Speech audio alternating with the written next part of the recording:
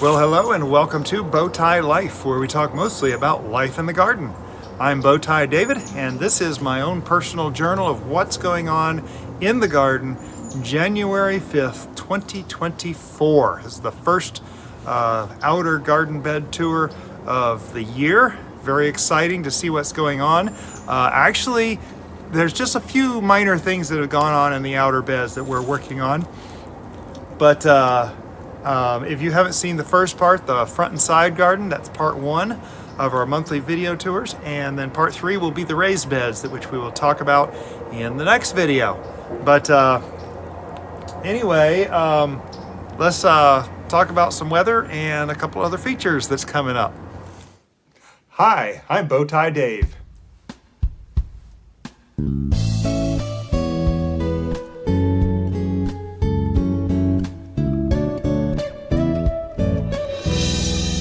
So the weather, and I discussed this a little more in length in the beginning of the first part, but the weather has been beautiful here. We are in the panhandle of Florida, Destin to be exact, and we've had a few 4 nights below 40 degrees Fahrenheit. That's what, about 6 or 7 degrees Celsius. It's been beautiful here. No, not 6 or 7, maybe 4 degrees, I think, Celsius. Sorry about that. It's been nice here. Those are our lows, and our highs, we've actually hit 70 a couple of times in the past month. So, and we've been in the 60s a lot of those times as well. So it's been very beautiful weather. We do not get, we get freezing temperatures most winters. Now, last winter, we had, on Christmas Eve, we had 18 degrees Fahrenheit, which is very cold for here. It was a record low. And I have a feeling that last year's very cold is causing a snapback a little bit warm this year. I also think that it may have been affected by the that last year's freezing was a snapback from the previous year, 2 winters ago, counting this winter. We didn't get any frost 2 winters ago. So it's kind of interesting to watch the patterns, the greater patterns in the weather. We are currently looking at our forecast. There's no freezing temperatures in our forecast. Our water temperature here is about 61 degrees Fahrenheit, and which has a tendency to keep our little bubble of Destin, which is the bay on one side and the Gulf of Mexico on the other, keeps us a little bit warmer than the other side of the bay. In fact, just 8 miles that way, Fort Walton Beach, they've already had frost. We haven't had frost here at all. We haven't come close to a frost. So the water does make a huge difference in our temperatures, and it makes for good growing seasons. So anyway, we do, in the past couple months, I've been promising, we've been using this little icon in the corner to show where on the property we are. Well, we have new maps now. We got some video work done of the whole property from the air. A drone, and he came. He got FAA approval, of course. He had to call the control tower at the airport, which is not far over this way, and he flew all the way around the property and got this beautiful video of the property and all the gardens. You can kind of see what's going on here and get a real good idea of how much work we've done on this property. And we still have a few things left that we want to do here, and things are growing, things are changing, but we will just continue on with the next task and the next task, and that's kind of how my mind works. So we have this map here that we're going to have in the corner of the video that's going to show you where in the backyard we are. This little red circle here will show you approximately where we're at, because we have a much better image now. Hopefully it will be a better picture. So anyway, yeah, that's about it. Let's get started on these outer garden bed tour. Very excited about a couple of things that have happened, and things that didn't happen last year but are taking off this year, and we're hopefully going to be doing a little better getting tasks done. For those of you who are with us this past year, you know I traveled a lot, and a lot of things went by the wayside. So we had some just stuff come up, and I had to take care of stuff back in our former home in Arkansas. Anyway, let's get on with this and look at these outer garden beds, starting with this right here, the Blackberry arbor. So I've been continuing to feed these blackberries into the cattle panel. However, it has been cooler, so these things are not growing as fast as they were. They're getting ready to go through their very short dormant period before they start to produce their flowers here in a couple months. It'll start warming up and it'll start getting beautiful. But on these pomegranate trees back here, I've got to trim out. I'm going to trim out all these suckers now while they don't have any leaves. While these trees are asleep, I'm going to trim out all these lower suckers. I didn't do it that way last year. I think I was supposed to. Got to try to do it better this year. So the pomegranates are bare. No leaves on them whatsoever. I did, however, see right here, this was kind of cool to see, pomegranate just sitting here on the ground, just looking beautiful. And it's a small one. It probably didn't develop very good.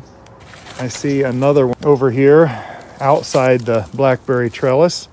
And, oh, it's got a split on it. Probably, oh, look at that red juice coming out. So, yeah. We did not harvest any of these pomegranates this year.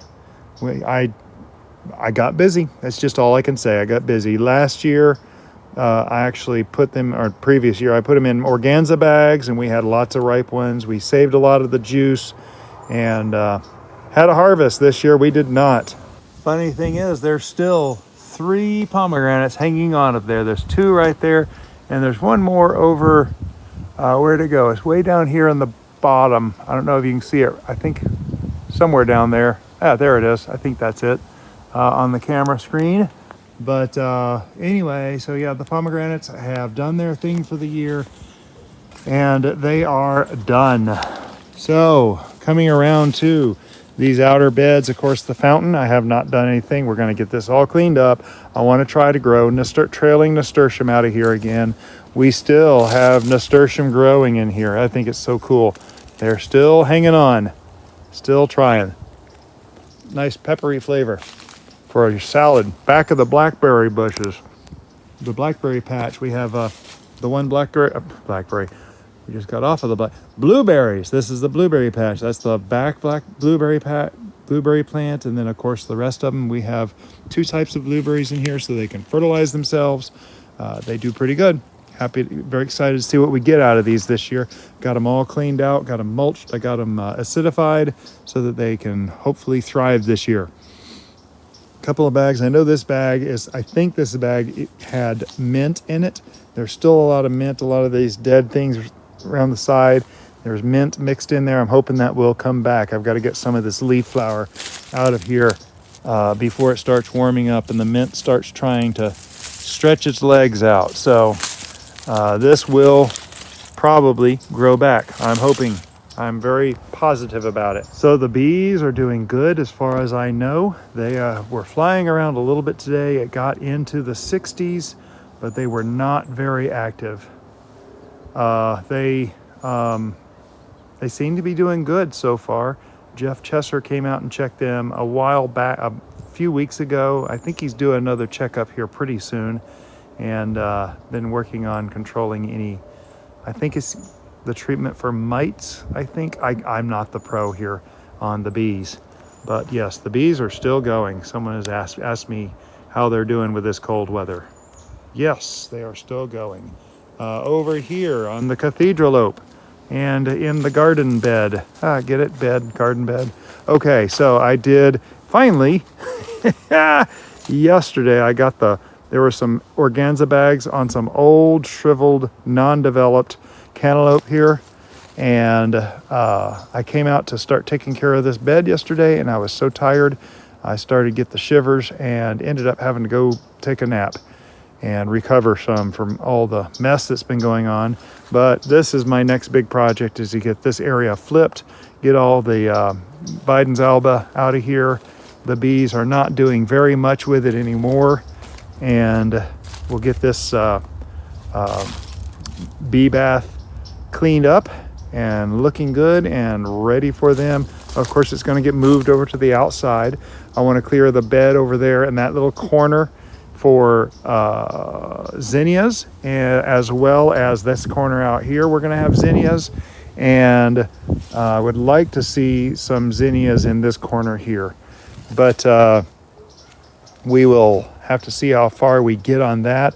I want to clear all the grass out in the middle and put in weed fabric and control the weeds in this area, and then we will replant our cantaloupe around the outside of the Cathedraloupe. Excuse me. We did move some of the Egyptian walking onion into this bed right here. Some of you may remember we had a lot of zinnias in this spot this past year, and we may have some more, I don't know. These won't spread out very fast, so there will be plenty of room for more zinnias to grow in here.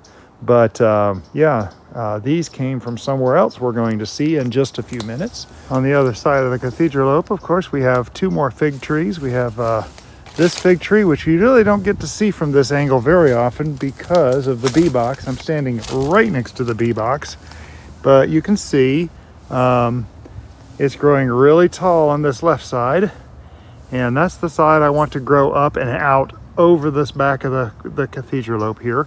And I'm still debating on this little branch right here. It's actually at the right angle to stay there and kind of grow along the side of the Cathedraloupe. It is looking strong. It has lots of green little tips going on. In fact, look over here. Look at all these little green tips. They're just waiting for the season to come for them to grow. And all of these are just looking beautiful. This fig tree, I'm just hoping it will be a champion of champions. So all the stems are actually growing almost there. I see there's two down there on that side that will need to get trimmed off. I don't want it to grow that way into the Cathedraloupe. This other one here is spreading out nicely. It's spreading out nicely at the second level. We will not let this get much higher than the Cathedraloupe, which is about 8 foot right there. We'll not let this fig tree get much more than that. We will keep it trimmed back.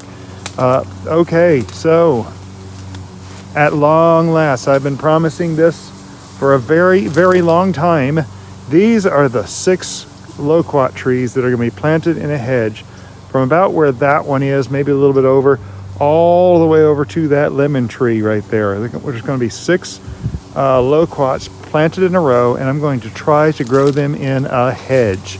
Kevin Espiritu over at Epic Gardening and one video eons ago mentioned that you might be able to use loquats as a hedge, and I want to try to do that. He's growing some citrus as a hedge, and I want to see if we can do that. I've been working on keeping these things clean. I've brought them over here so they can start getting used to their new place. They've got to get a little irrigation over here. There is no irrigation on these, but we've been getting enough rain. I hadn't really worried about it a lot, but we have just the normal stuff growing here that I got to keep cleaned out. And over here, hopefully they will not be have that competition anymore, because they are going to be growing in openings in the weed fabric.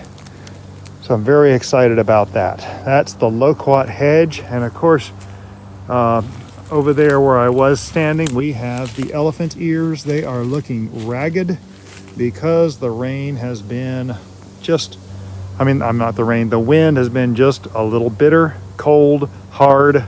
Last night's wind, if you saw the beginning of the first part, I had pulled in the windmill because of the weather we were having. So yeah, these things are looking a little rough for wear. Underneath this tarp, of course, is a whole bunch of grow bags we'll be growing potatoes in, and that still has to be done. Hopefully that will happen here shortly. Mrs. Bowtie and I are both getting antsy to get our potatoes in soon.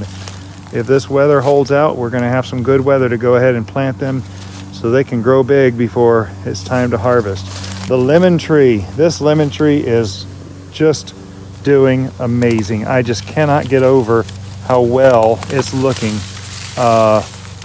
There's still a lot of grass and stuff growing in here. This is normal for my property, but you can see easily enough It's that simple to clear out most of it. This lemon tree is looking a little rough for winter. It's getting a little bit of yellowing, and I hope that's not another problem that I'm recently heard about with citrus in Florida. The watermelon patch I do want to show. So we had our water, in fact there's one watermelon. Can you see that watermelon right there?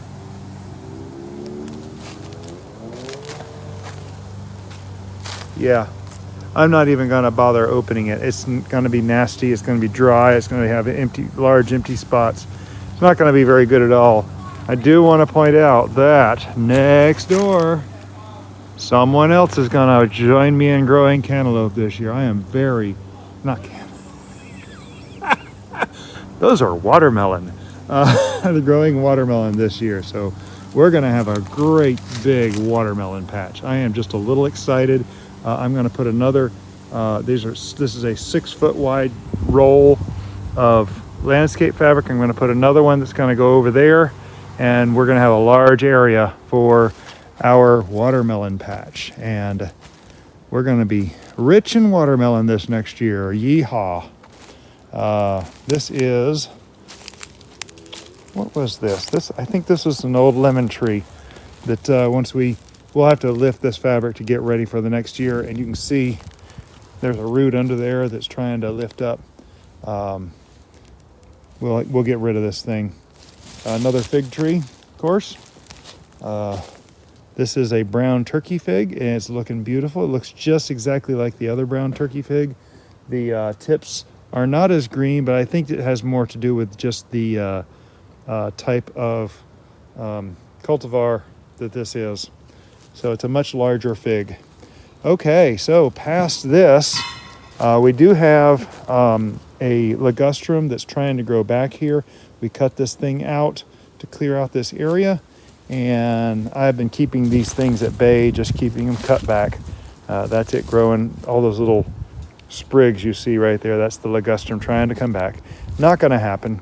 However, if you saw in the aerial video, I was actually putting soil down on here. Now I want to talk about what I've done here, and we're going to talk about it again in the raised garden bed tour, but this is going to be the loofah gourd arch trellis, and it might even grow along the fence some, but we're gonna grow several loofah gourds on here, probably 4 on this trellis. It's 8 foot tall, and it's 100 inches long, and we will be planting now the cardboard. People keep trying to contest this, and this cardboard, first off, cardboard is generally made with wood fiber that's been recycled. It is compostable. If someone tells you that normal corrugated cardboard is not compostable, it's probably not true. There are some out there. You want to make sure it's the just brown corrugated cardboard. If you're using anything else, some of those plastic coated stuff, wax coated stuff, things like that, you don't want to use those. It has to be the regular Amazon boxes, refrigerator boxes. This is stuff that I get from Lowe's, the shipping department. They save these big sheets for me, and they work very good for this. What they do, they are natural fibers. As they break down, first things that come are the worms, because the worms love eating this corrugated. And the worms will be the first things to smell, taste, whatever they do. They sense that rotting cardboard, and they will be the first ones to eat it. Behind them will come the rest of the biome that makes up the living soil. This is like the fastest way to build living soil. In the process, all the grass underneath here that's been growing for the whole year is going to die. The grass, the seeds, the seeds will try to shoot, but there's cardboard there. It will die. What will happen here is the first thing I will do here is I will be adding about 6 to 8 inches of compost on top of this. I'm going to get compost here pretty soon. I have a new vehicle lined up already. Some of you know I recently lost my vehicle because someone pulled out in front of me. But I have a new vehicle that can pull the trailer and get me compost, and we will be putting 6 to 8 inches on this here pretty soon, hopefully next week. And what's going to happen is that cardboard will start breaking down. This is the beginning of January, folks. By the middle of March, when it's time to plant the seeds out here, actually probably the end of March, that cardboard is going to be so broken down that you'll be able to stick your finger through it. Maybe stick a trowel through it, but that won't matter because I'm not going to be planting the seeds that deep. I'm only planting the seeds an inch or so deep. And so I'll stick the seeds in the compost, and by the time those roots start reaching down, that cardboard is going to be so broken up, so weak, so holy by all the living stuff that's been consuming it, it'll be able to just go right through it. Also, all that dead grass underneath there, it's all going to be kept moist. It's all going to rot away. It's going to feed those roots, and it's going to thrive. It's going to thrive, people. The cardboard underneath the compost, I've started so many beds.